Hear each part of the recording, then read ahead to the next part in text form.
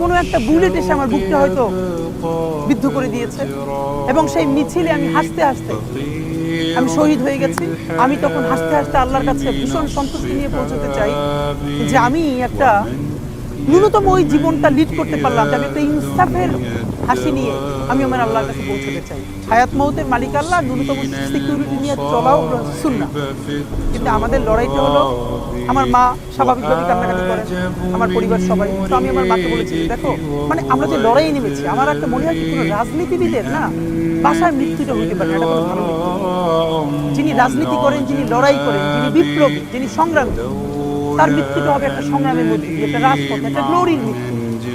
আমি তো ভীষণভাবে প্রত্যাশা করি, আমি ছোটবেলা থেকে এই স্বপ্নটা দেখি, অনেক জায়গায় বলেছি, একটা তুমুল মিছিল হচ্ছে অন্যায়ের বিরুদ্ধে। সেই মিছিলের সামনে আমি আছি, কোনো একটা বুলেট এসে আমার বুককে হয়তো বিদ্ধ করে দিয়েছে এবং সেই মিছিলে আমি হাসতে হাসতে আমি শহীদ হয়ে গেছি। এবং সবাই যখন মৃত্যুটাকে ভীষণ ভয় পায়, আমি তখন হাসতে হাসতে আল্লাহর কাছে ভীষণ সন্তুষ্টি নিয়ে পৌঁছতে চাই যে আমি একটা ন্যূনতম ওই জীবনটা লিড করতে পারলাম, যে আমি একটা ইনসাফের হাসি নিয়ে আমি আমার আল্লাহর কাছে পৌঁছতে চাই। সুতরাং আগামী 50 বছর বাঁচলাম, কোনো ইম্প্যাক্ট তৈরি হলো না আমারই দিয়ে, দেশের জন্য, রাষ্ট্রের জন্য, উম্মার জন্য, জাতির জন্য।